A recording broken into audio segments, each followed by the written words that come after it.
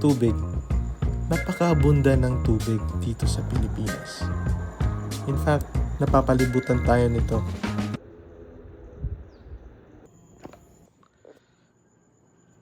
Napakaabunda, minsan umabot 20 bagyo sa isang taon. Kaya napag-isipan namin ng girlfriend ko na turuan siya mag-swim. Yay! Third class, done. Yes, Done? and dulo na siya mag-stop third cake.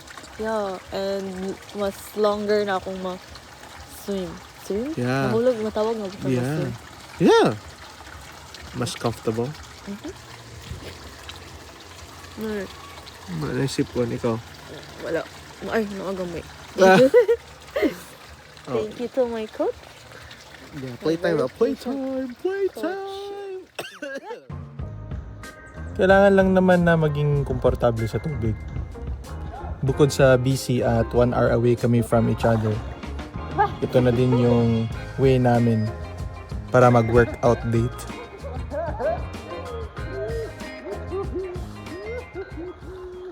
Hello.